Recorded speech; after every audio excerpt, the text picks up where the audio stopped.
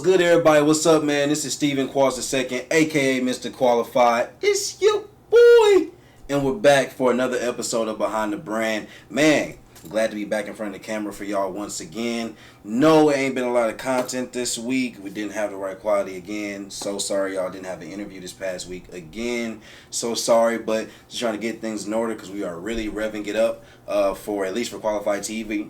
Wow. At least for the rest of Qualified TV, Season 3. We're revving it up, and yeah, man, I can't wait to see some of the guests I've been able to get so far, man. Still working on a couple others, but I'm excited for this last stretch of Qualified TV. The right quality, man, we're going to start bringing some guests on for that, so don't worry. I know a lot of y'all been hitting me up, wondering if y'all could sit down with me and Ashley, man, and we going to start opening that up soon. So a lot of big things coming as we, kind of end in this spring, going into summer season with a bang. So just stay patient and stay tuned in with us. But yeah, man, for this week, it was something that was really, really actually heavy on my heart, and something that was close to me that I want to talk to y'all this week that I feel like doesn't really get talked about enough, but it's something that we deal with.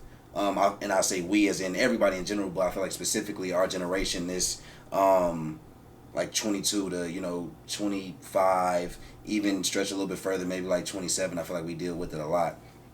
So I have two people who are very, very close to me that have been dealing with rejection in some capacity, of their life. And they're both amazing people, and they're both people who are extremely talented.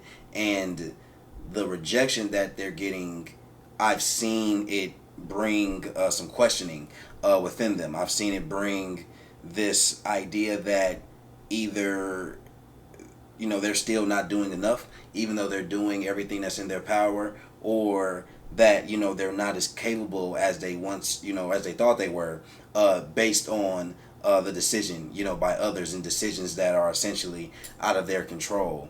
And, I won't go too deep and make it too personal, but in essence, I can understand that idea of rejection. I know for me personally, I dealt with that idea of rejection when it came to my father. And it was this idea that I wasn't good enough. It was this idea that I wasn't doing, enough. I wasn't doing what I could do, or what I was doing just wasn't sufficient. So I understand the feeling of rejection. I also understand it in the realm of qualified, obviously, as everything has to tie back to that. Whether it's getting an idea rejected, whether it's somebody rejecting the idea of prosperity for your brand. I felt that as well with qualified, so I understand how the reality of rejection and the true feeling that is, I'm not sure if I'm capable, because the people who are in positions to let me know that I'm capable are saying no, and are saying that I'm not. So I'm not really sure if it's advice, but what I want everybody to remember is that rejection doesn't define you. Rejection is not failure, and rejection does not mean that you are not capable. Rejection is one door closing so you can be paying attention to the right door that's about to open.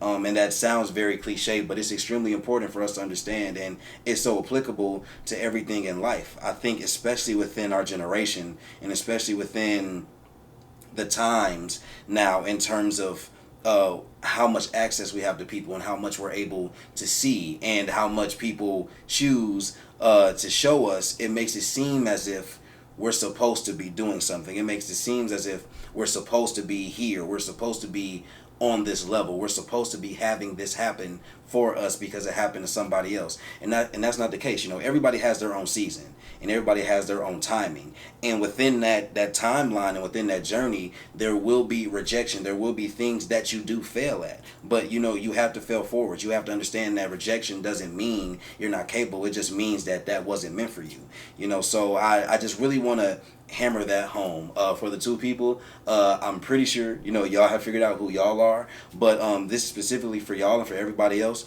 Rejection does not define you. Rejection only makes you stronger. Honestly, it makes you more motivated. It makes you more ambitious. It makes you, if anything, it brings out more will to make sure that you don't feel that again. That doesn't mean to ignore the fact that it's not in your control. There are other people making decisions that you can't dictate, but their decisions and their ideas and their opinions that went into that decision don't define who you are, and they don't define your capabilities, or just your ability to even do that job. So please remember that. Please remember that there's always another door that will be open. The door that's meant for you to walk through will swing open and will have no obstacles and no barriers whatsoever. And I want you to think of that moment and not so much focus on the moment of a door closing on you, and that's not meant to be your journey to begin with.